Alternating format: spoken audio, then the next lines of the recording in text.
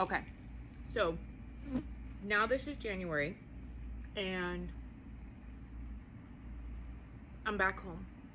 And I'm like, okay, I need to organize this better and I need it to be more successful. So I started really looking at what do I want to do? Like, what are the core things that I want to do? Like, yes, there's some items on my bucket list. So Yellowstone was top of the bucket list, okay? Yellowstone is all the way in Wyoming near Idaho. But I knew that I was going to go to Mardi Gras in New Orleans, and I knew that I was going to see Cha-Cha. So I know that I'm already going west. So I said, okay, well, I've got to head north, right? But if I'm in Mardi Gras in February and then I go see Cha-Cha in March, Wyoming's still too cold. Like, I don't like the cold. So that doesn't make sense for me to get there that soon because they got so much snow. So I've got to plan it out. So what I do is I put my calendar together and then I say, what is the time of year that is best for the city or the item that I'm going to go do, right? So I'm not going to go to Yellowstone where it's completely in the cold. It doesn't open up until June or July. So I know that I want to be there in July. I know that I'm going to be in New Orleans in February. And I know that I'm going to be in LA in March.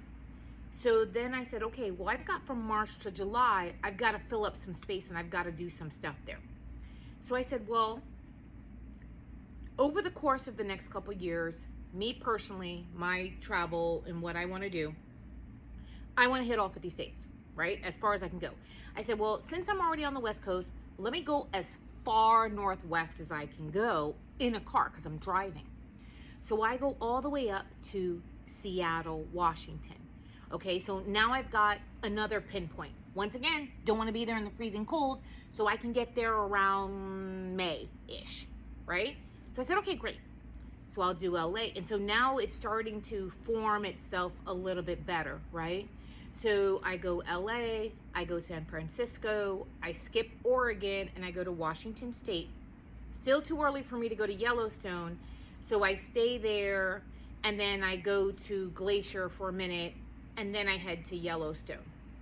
So this was meant to be a very small, like 6-month trip that is still relatively with family, because I've got family in San Francisco, I got Cha-Cha in LA, so it's still relatively this close, but now it starts to form a little bit better. And then after Idaho, I go to Colorado, and then I go to Houston, Texas, and I go back home. Well, at the end of this little 6-month journey, I was like, oh no, I want to do this longer. It was so great. I had so many great experiences. I'm going to increase it to 9 months. Like, as soon as I got home, I couldn't get back on the road fast enough, to the point that I took several international trips when I got home because I was bit and I loved it. So it's not for everybody. If you do your small mini trip and you're like, I don't like to be alone, I don't like to do this, then it's not for you, and that's okay. But I'm just here to share my experiences and what my thought process was to get me to this place of now I'm on the road 9 months, and hopefully next year I'll be on the road a whole year, but it gets pretty pricey.